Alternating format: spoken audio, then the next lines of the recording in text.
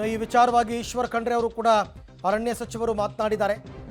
ಏನಂತ ಹೇಳಿದರೆ, ಬೀದರ್ನಲ್ಲಿ ಅರಣ್ಯ ಸಚಿವ ಈಶ್ವರ್ ಖಂಡ್ರೆ ಸಮರ್ಥನೆ ಒಂದು ಲೆಟರ್ ಕೂಡ ಬರೆದಿದ್ರು ಇವರು ರಾಹುಲ್ ಗಾಂಧಿ ಅವರಿಗೆ.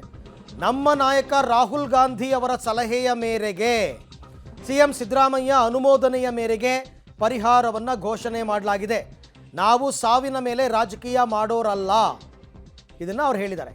ನಾಡಿನಲ್ಲಿ ಆನೆ ತುಳಿತಕ್ಕೆ ಒಳಗಾದಂಥ ವ್ಯಕ್ತಿಗೆ ಏನು ಕರ್ನಾಟಕ ಸರ್ಕಾರ ಪರಿಹಾರ ಕೊಡಲು ಈಗಾಗಲೇ ಏನು ಹೇಳಿರುವಂಥದ್ದು. ಹಾಗಾಗಿ ಸ್ವತಃ ಈಶ್ವರ್ ಖಂಡ್ರೆ ಅವರೇ ನಮ್ಮ ಜೊತೆಗಿದ್ದಾರೆ. ಅವರು ಏನು ಅಂದರೆ ಪ್ರಮುಖವಾಗಿ ಇಲ್ಲಿ ಚರ್ಚೆ ನಡೀತಿರುವಂಥದ್ದು, ಕೇರಳದಲ್ಲಿ ಆನೆ ತುಳಿತಕ್ಕ ವ್ಯಕ್ತಿಗೆ ಕರ್ನಾಟಕ ಸರ್ಕಾರ ಹೇಗೆ ಪರಿಹಾರ ಕೊಡುತ್ತೆ ಅನ್ನುವಂಥ ಚರ್ಚೆಗೆ ಗ್ರಾಸವಾಗಿರುವಂಥದ್ದು. ಈಗ ಸ್ವತಃ ಅವ್ರನ್ನೇ ಕೇಳೋಣ, ಅರಣ್ಯ ಸಚಿವರಿದ್ದಾರೆ. ಸರ್, ಈಗ ಚರ್ಚೆಗೆ ಗ್ರಾಸವಾಗ್ತಿರುವಂಥದ್ದು ಅಂದರೆ ಕೇರಳದಲ್ಲಿ ಆನೆ ತುಳಿತಕ್ಕೆ ವ್ಯಕ್ತಿ ಸಾವನ್ನಪ್ಪಿರುವಂಥದ್ದು, ಕರ್ನಾಟಕ ಸರ್ಕಾರದಲ್ಲಿ ಹೇಗೆ ಪರಿಹಾರ? ಮಾನವ ಪ್ರಾಣಿ ಏನು ಸಂಘರ್ಷ ಇದೆ ಬಹಳ ವರ್ಷದಿಂದ ಇದೆ.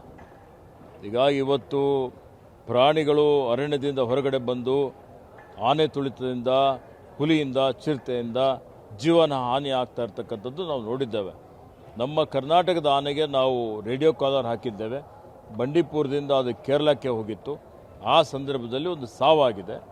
ಹೀಗಾಗಿ ಅಲ್ಲಿನ ನಮ್ಮೆಲ್ಲರ ನೆಚ್ಚಿನ ನಾಯಕರಾದಂಥ ರಾಹುಲ್ ಗಾಂಧಿಯವರ ಒಂದು ಸಲಹೆ ಮೇರೆಗೆ ಇವತ್ತು ನಾನು ಮಾನ್ಯ ಮುಖ್ಯಮಂತ್ರಿಗಳ ಒಂದು ಅನುಮೋದನೆಯನ್ನು ಪಡೆದು ಇವತ್ತು ವಿಶೇಷವಾಗಿ ಒಂದು ಪರಿಹಾರ ಕೊಡಬೇಕು ಅನ್ನುವಂಥ ತೀರ್ಮಾನವನ್ನು ಮಾಡಿದ್ದೇವೆ.